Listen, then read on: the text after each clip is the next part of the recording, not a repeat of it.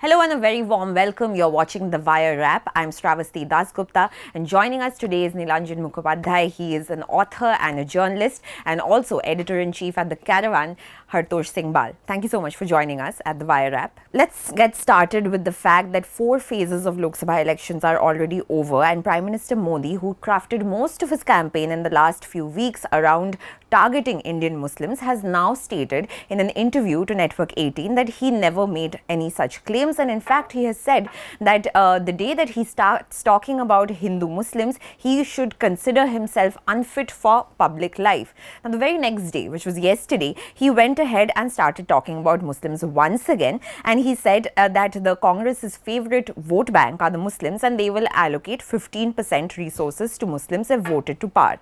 Hartosh, how do you see this back and forth by the Prime Minister?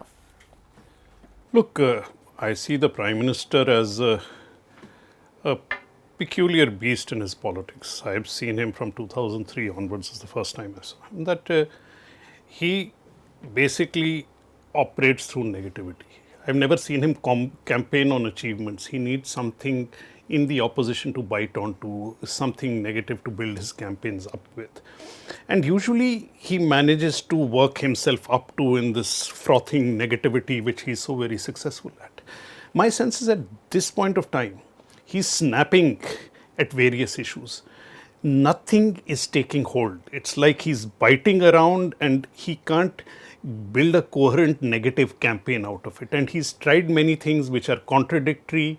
He says one thing one day, another day. He doesn't expect to be caught out with his lies. He hasn't been caught out since 2002. Why should he get caught out in the middle of a campaign? So I think the real problem, the source of all this, that is basically the failure for him to mount a coherent negative campaign which would take hold among people. He's not getting the kind of response he's used to. Nilanjan, you have of course written one of the most definitive books on the Ram Temple project, and you have followed this whole project of the Sangh Parivar very closely over the last few decades. So must one make of these comments and this deliberate misinformation about his own comments that the Prime Minister himself is making?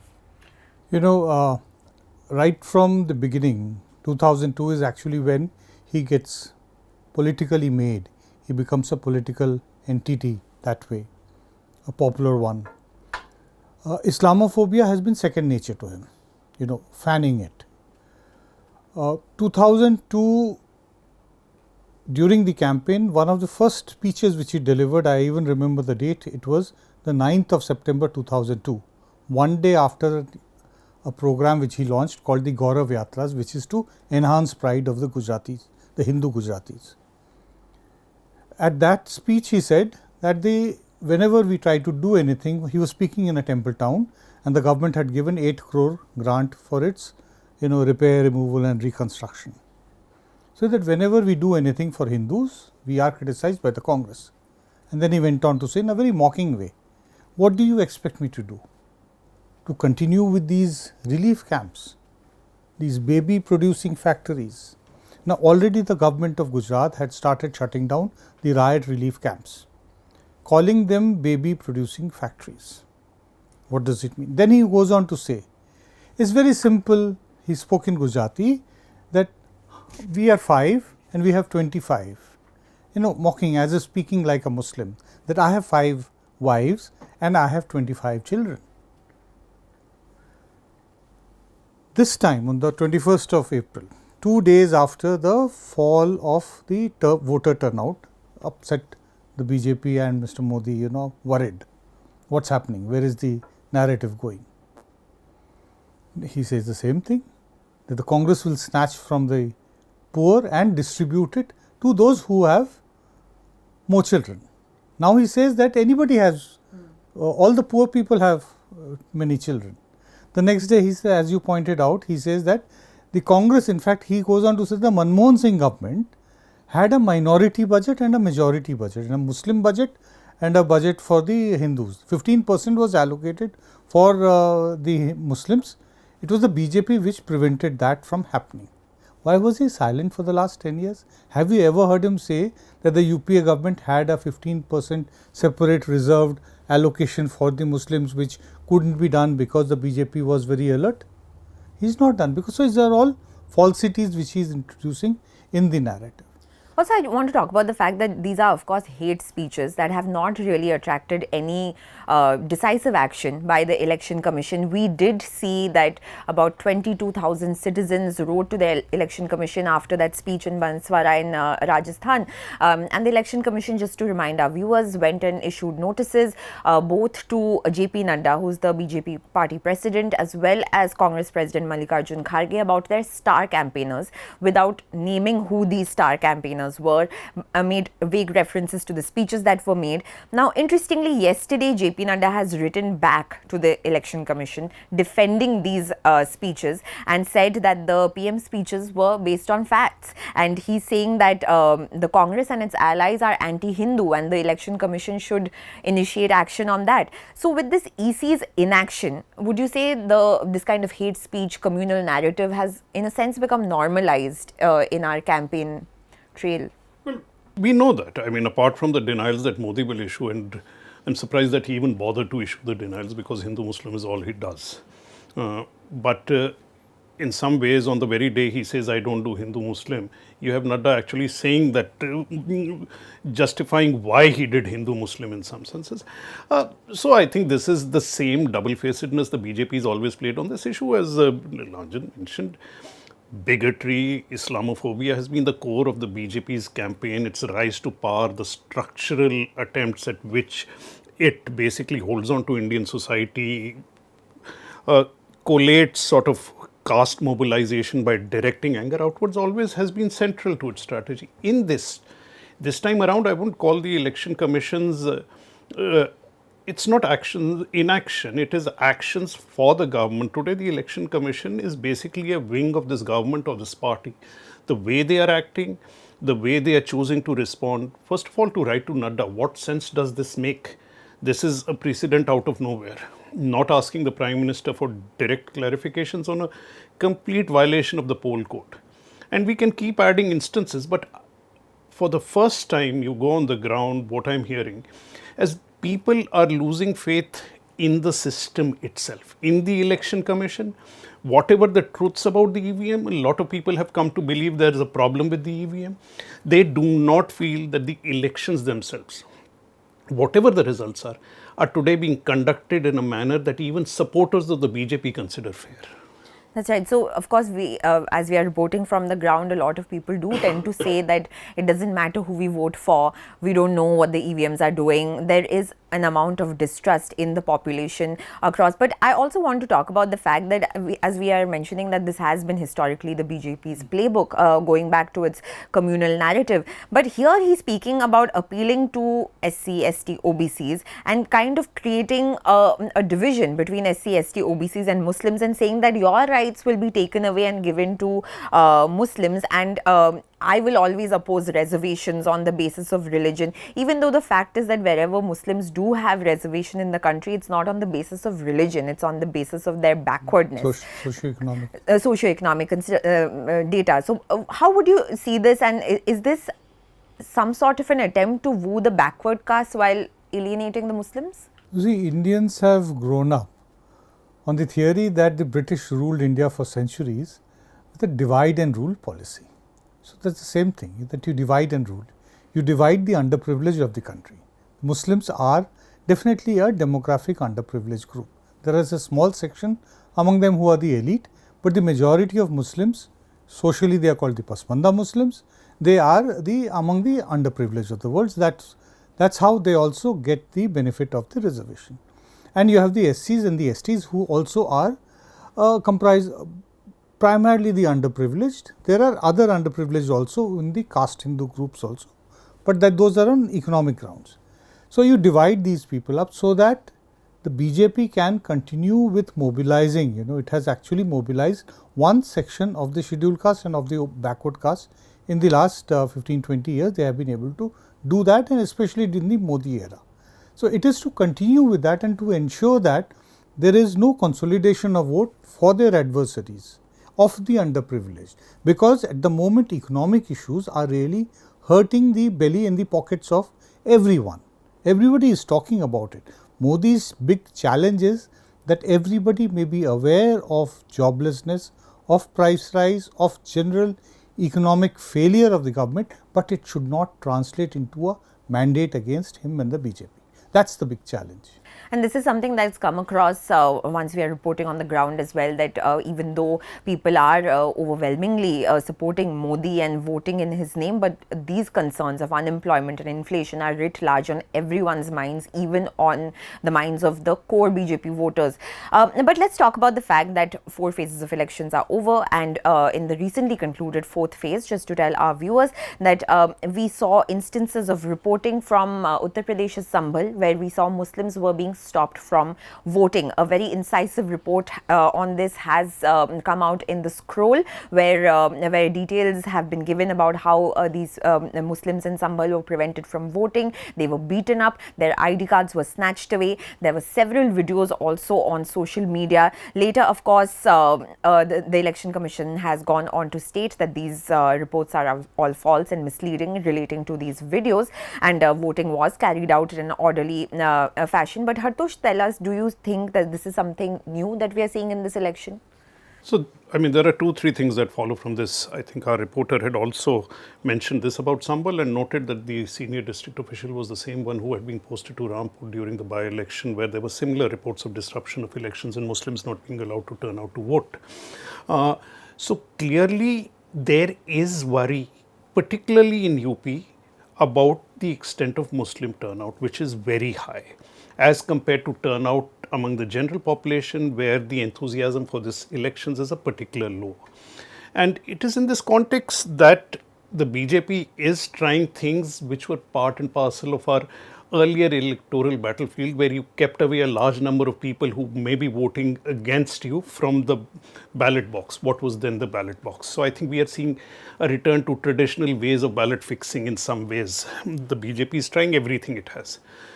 But it also indicates to me that the worry in UP is particularly acute. And I do want to distinguish between what is happening in the rest of the Hindi belt as opposed to UP and Bihar, which is why I think while everybody is stressing joblessness, you will see joblessness is not affecting this election in the same way across the Hindi belt. You do not see a great upsurge against the BJP in Madhya Pradesh, or for that matter even in Rajasthan, where this. But UP and Bihar are behaving very differently. I am not claiming that the BJP is going to be thrown out in UP, but that it's getting more resistance than anticipated. And this is because the BJP's consolidation of the Hindu vote bank is not consistent. The upper castes are ideological supporters. The EBCs are supporters because they are gaining representation from the BJP. And the EBCs, for the first time, are being given the sense by the SP that they also matter. The SP has put up an unprecedented number of EBC candidates. There are only 5 Yadavs the SP has put up. This is very contrary to what the Congress is doing in states like MP. When this ground starts shifting, it will get expressed in terms of joblessness, etc. But the questions of identity and the consolidation of the Hindu vote bank is why UP and Bihar are particularly precarious for the BJP, because here, apart from the upper caste, the other castes are always available for shifting if you make the right appeals. And in that, economic factors also out. But I do not believe that this election will be basically an economic election. It is actually heading in directions of identity and caste, where UP and Bihar have always behaved differently from, say, Madhya Pradesh or others. These are, of course, interesting points, but just to come back to the fact that these images that are coming of voter suppression, which, as Hartosh has stated, has happened in the past, where people were prevented from the ballot box. But Supriya Sule, who's the NCP candidate in Maharashtra's Baramati, she put out this image on social media where she said that the EVM machines were kept in a go-down where after polling, and the CCTV cameras were switched off. Later, the Election Commission stated that this was not the case. The cameras were in fact functional. And yesterday, we also saw that in Varanasi, a comedian Sham Rangila, who was looking to contest against Prime Minister Modi, he tried to file his nomination for 2 days, which was delayed, and finally he did manage to file it yesterday. And later at night, it was the election officials said that his papers were incomplete, and therefore his nomination was rejected. So Nilanjan, what really is going on? I mean, how must one see these events? A fair playing field, is it there Is it not there? What's really happening? Let me start with Shyam Rangila's nomination being rejected.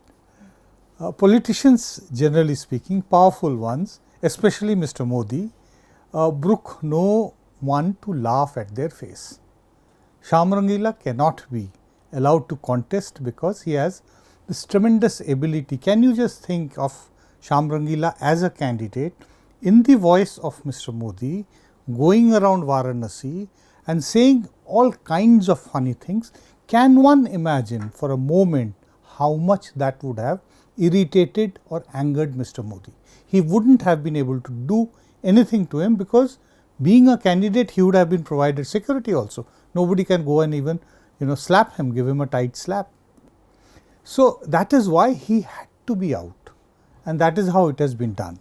If there is any audit of the nomination papers, then I am sure that we will find that there was possibly something which could have been allowed, that the nomination paper should have been accepted and he should have been a candidate. I don't think that anybody who is fairly smart, from whatever little it appears from the videos that he makes, would be making some kind of a very careless mistake, just the way candidates in Surat and Indore, obviously they did not make any, it was all staged and very well manipulated by the BJP.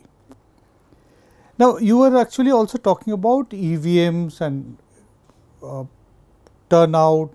Right from the time that we have seen elections, I have seen Lok Sabha elections, 84 was very early in my career, 89 onwards as an active reporter I have seen, and always booth capturing, impersonation, these have been very common to Indian elections. After 2004, when EVMs came, for the first two elections, 2004 and 2009, it appeared that actually this is beyond tampering, it cannot be manipulated.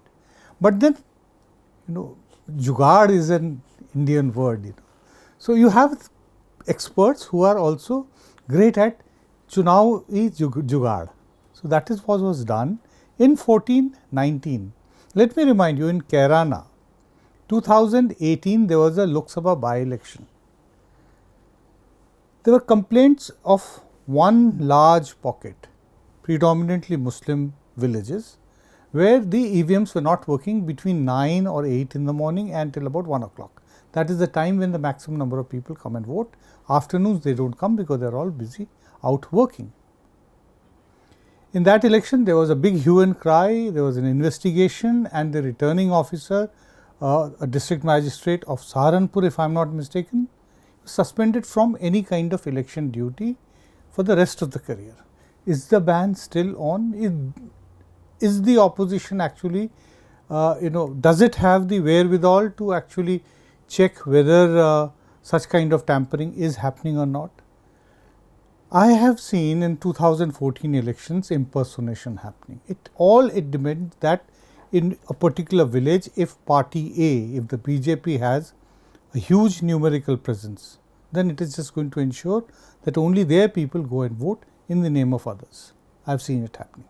But the fact is that since we're talking about voter turnout, this time we've not had absolute numbers being given by the Election Commission. Today, in fact, the Election Commission has released a statement in which it has said that a total of 451 million people have voted in the 4 phases of election. But we don't have phase-wise data in absolute numbers of how many people have voted in which constituency, in which phase. We do not know. We only have got percentages. So, Hartosh, how do you see this? Why is there a refusal to give these absolute numbers? Is that a first time that this is happening, or have we seen it in the past, and the implications of that in your opinion? Well, look, I think we are looking at each of these instances, and they are adding up to a case against the Election Commission. And what is happening is, even when the Election Commission now may have a valid justification, I am not saying that in this case it has a valid justification, I think we've reached the point where people no longer believe them. And that really is the fundamental problem with what is going on today, that as an institution, it has lost the faith of the electorate. It is not seen as delivering on its mandate of allowing a free and fair election where all sides are equal. Everybody today believes, and this is true even of the most ardent of Modi's supporters, that the Election Commission is tilting one way, and we can keep citing instances. We spoke about his speech in Baswada, we can talk about questions related to voters being stopped going from polling, and all of this is adding up without the election commission being seen to do things that would heighten this impression. I think this is really one of the worst fallouts of these elections, apart from the fact that a BJP could come back to power. I consider that a disaster, but the faith in the election commission itself, in the electoral system itself, this was not true even 5 years back to the extent it is true now. And this body had built up a certain trust. Even people who leaned politically one side or the other had this trust. That has largely disappeared. And I think the election commissioners today bear a great deal of responsibility. This has happened over a period 8 to 10. You can trace it through the election commissioners in the Modi years. But I think we are now seeing the lowest point of this body. Since we are talking about elections in UP and the fourth phase, but recently another major incident that has taken place is, of course, that the Delhi Chief Minister Arvind Kejriwal has secured bail, and he's got the right to campaign with the Supreme Court, saying that he can go ahead and campaign for the elections for 21 days, and he has to surrender again after June 1st, which is when elections will end. But Kejriwal has, in a sense, set the cat among the pigeons when he has said that this is an election not to elect Modi, but to make Amit Shah the Prime Minister. He has referred to Modi's own rule, which was given about 10 years ago, where he said that leaders above the age of 75 will be kind of, moved away from public life. Now, Kejriwal has said that Modi will retire next year, and today in a press conference with Akhilesh Yadav, he said that this election is not to make Modi the PM but Amit Shah, and also said that Yogi Adityanath, the Chief Minister of Uttar Pradesh, will be removed in the next 2 months. Now, after Kejriwal first made this statement, BJP leaders, including Amit Shah, went out and said that no, there's no, it's not going to be like that. Modi is going to remain the Prime Minister. But the BJP has remained silent on what Kejriwal has said on Yogi Adityanath. And also the fact that while Modi's hoardings are dotting roads across India where Modi is standing alone, in Uttar Pradesh, Yogi is seen alongside Modi in all these hoardings. So what really is the, and also I just want to bring in one more point, the fact that Brij Bhushan Sharan Singh, the leader who has now the Delhi court has framed charges against him in sexual harassment against women wrestlers. His son has, of course, been given a ticket in UP's Gonda, but also the fact that Brij Bhushan Sharan Singh, who's seen as an influential leader in that area, he is also saying that my leader is Modi and not Yogi, and he has criticized bulldozer action, which is something that Yogi has come to be identified with. So what really is going on is what is happening with the Yogi factor. I think we can both speculate on that. I mean, everybody is. Nobody has inside information on that.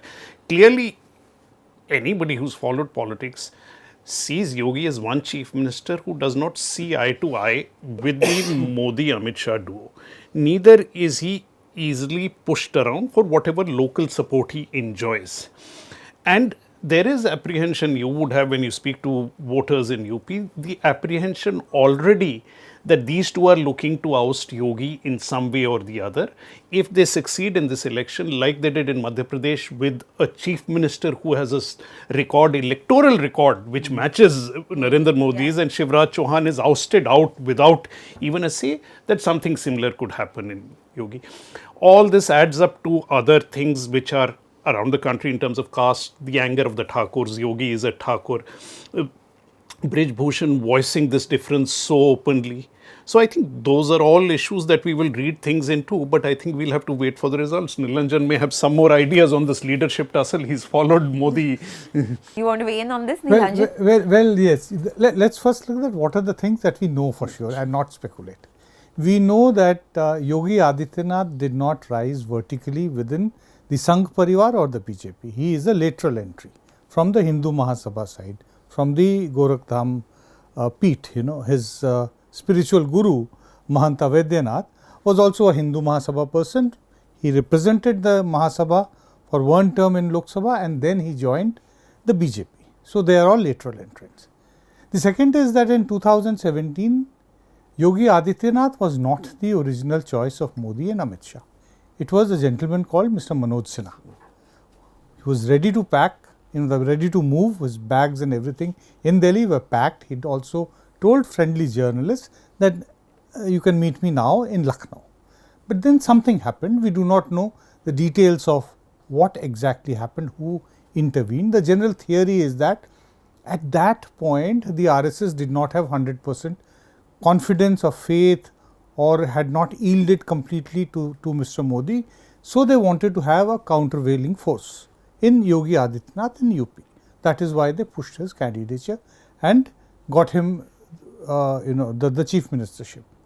We also know that prior to the 22 Lok Sabha elections, there was a poster campaign mounted by Yogi Adityanath in which his pictures appeared larger than Modi's.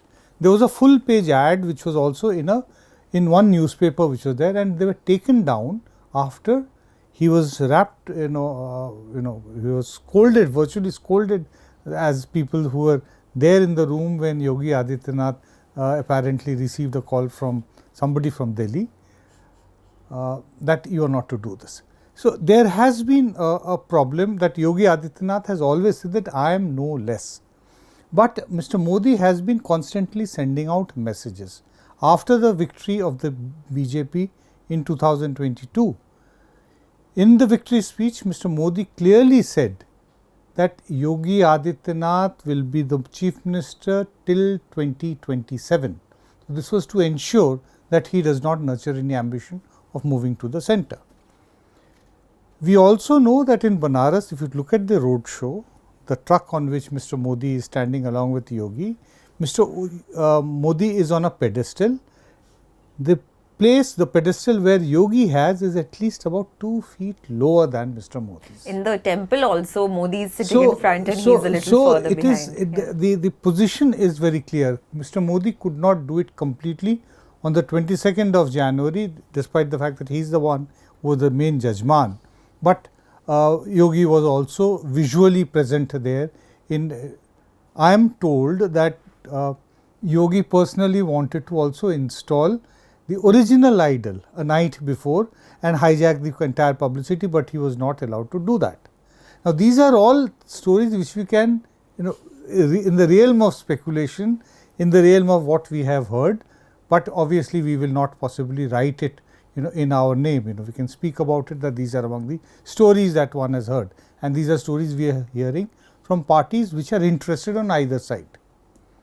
So I think that they are not the best of friends, Modi and Yogi. There is a power struggle. Yogi is a bit too impatient. He does not want to wait. He thinks that the issue of succession should be settled right now. That is what he's actually. His also worry is that Mr. Amit Shah is also claimant to the position of the BJP leadership post Modi. As far as the original point, about Kejriwal, I think Kejriwal is perfectly justified to create confusion within the BJP if there is scope for it. Good. Of course, Kejriwal has succeeded in kind of putting the BJP on the defensive for the first time in a while about the succession question. But Kejriwal himself is facing questions because just a couple of days ago, Swati Maliwal, who is the Aam Aadmi Party MP in the Rajya Sabha and has been the chairperson of the Delhi Commission for Women, the Delhi police said that they had received calls from her phone which said that she had been assaulted inside the Chief Minister's residence. Now, later, she apparently visited the police station but did not file a complaint. Day before yesterday, Sanjay Singh, who's also an MP of the Aam Aadmi Party in the Rajya Sabha, he broke the silence of the party and said that there has been an incident inside the Chief Minister's house of misbehavior, but did not provide further details. He only stated that the Chief Minister is going to look into it. But now, going back to today, while addressing a press conference with Akhilesh Yadav, as we were talking about before, Kejriwal was directly asked a question about what is the action that is being taken in this incident involving Swati Maliwal, and Kejriwal just moved the microphone away to Sanjay Singh, who again answered on his behalf and said that we are taking action, and we've already issued a statement, and went on to speak about the BJP's role in Manipur, its ally Prajwal Revanna, etc. So, Hartosh, how do you see these developments? If the AAP is admitting that there has been an incident of misbehavior, what is stopping them from taking action against this person, and why isn't it acting? Well, I mean, this is pretty illustrative of the kind of questions that have always dogged the AAP. The quality of their leadership, personally, you go back to the disputes with Yogendra Yadav, with Prashant Bhushan, the Anna movement, you look at what happened in Punjab, the pull and tug of people like Phulka and all being dropped, that there is always, at the oddest of times, the strangest of things happening at the top level of the party. Yeah, Swati Maliwal is a mercurial character. She's gone to visit the CM's house. There is the CM's personal assistant. This is happening, for God's sake, in the house of a chief minister. And clearly there's an altercation. And clearly there's a police call at this level. And then a senior leader of your party says that the chief minister's personal assistant has misbehaved. This is their words. If all this has happened, what business does this man have wandering around with Kejriwal the next time Kejriwal is seen in UP? You act according to what you are saying. And it always raises questions of how does this party function apart from the order around Kejriwal? What is happening within its top leadership? What is wrong with them? Is it that nobody can pull together? Is there no coherence? Is there no idea of looking at what is unfolding around them? And if something goes wrong, why cannot you tackle it in a way that seems effective to people outside? I think this is sheer stupidity at this point of time when Kejriwal has just been released from jail to walk into something like this and not be able to deal with it in a reasonable manner.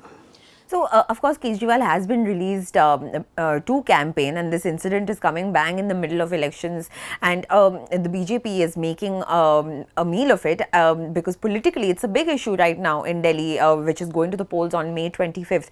Do you see this having any impact for the Aam Aadmi Party in the upcoming election? Well, impact in the elections, I don't know. It's definitely true that the release of Kejriwal on bail has at least energized the AAP cadre. Whether this is going to have any effect on the voter is very difficult to say at this stage. In terms of electoral impact, very difficult to say. But Kejriwal has always had this problem that he takes on the image of being a very principled man without actually following the right principles. From the time that the famous altercation took place with Yogendra Yadav, Prashant Bhushan and the others who left the party, from that time onwards it appeared that Arvind Kejriwal, as many of us would call him, he has been a Chota Modi, running the party in an as dictatorial manner as the BJP is being run since 2014. There is no inner party discussion, deliberation, there is no decision making process that has not been cleared up. So, there are these problems, and this is something which actually, as Hartosh said, I think very correct, that after having admitted that the assistant to Kejriwal misbehaved with Swati Maliwal, action should have been taken against him, and it should have been taken that he is no longer there in the office of Kejriwal. But by continuing with him, shows that they are dependent also on him for some reason which we do not know. We'll have to, of course, go and see how this will have an impact electorally. But before we wrap up, I also want to talk about the fact that NewsClick editor-in-chief Prabir Purkayastha has been given bail by the Supreme Court, and a bench of Justices B.R. Gawai and Sandeep Mehta held that there was no hesitation in their minds that Purkayastha's remand order was invalid and the arrest was illegal as he was not provided by the grounds of arrest at the time. A welcome order by the Supreme Court, but would you say a little too late? He spent over 6 months in jail. Well, absolutely. I mean, it is absurd. Quite apart from the technicalities of the order itself, we've all examined the case. There is really no case against him. There is no basis for moving against him. And we've reached a stage where we can say that actually he is lucky. There are people who've been in jail on similar charges which don't stand up for 6 years, 8 years without getting released. Some people have died in jail, as we know. So, I mean, we are in this extraordinary situation where the process, we always keep repeating the cliche, is punishment. But here it's deliberately being used by the government on trumped up charges through agencies which are acting for a political party rather than the constitution, and it is being used to punish people who are seen as political opponents of the government. And I think they see every journalist who's critical of them as a political opponent, and they behave in this manner, and I think this case illustrates that. Of course, it's a welcome order that the Supreme Court has released him. Injustice has been delayed, but in this case we hope that it's not going to be denied completely. But while he has been released, Kejriwal has been released on bail.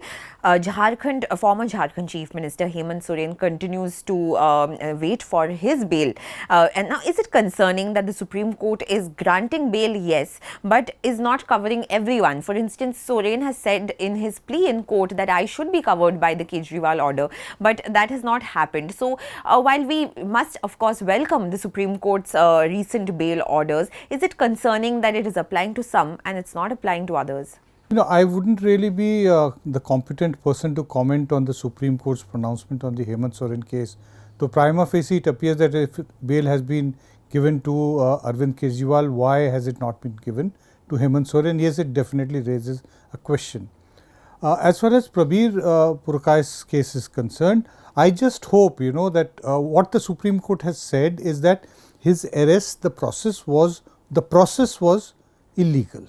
So I just hope that Delhi police does not say, okay, now we will arrest him in the right process and arrest him again. I only hope that this does not happen. Delhi police must be aware that the Supreme Court judgment is actually a reflection of the larger sense of what Hartosh said, that there is no case. I have done work very regularly for NewsClick till the time their account was not frozen. I used to do work for NewsClick, and I can say from whatever little 5 years of being able to interact with them, just the way of having done work with the Wire, that this is not an organization which has taken money from some suspicious source. Mr. Modi and his government, they have not been able to counter China on the place where it actually matters, that is East Ladakh, but you want to paint China in a negative way by saying that they are supplying money, they are funding all kinds of websites so that they can actually write some and produce some critical videos and publish articles which are actually very sharp critiques of the particular regime and its policies. They're absolutely unfounded. Well, we all welcome the order of the Supreme Court releasing Mr. Purkay's, and we hope that journalists across India will not face stringent action from the government on account of their critical journalism, which is a part of a journalist's duty. Thank you so much to the both of you for joining us on the Wire Wrap, and I'll see you guys next week. Thank you.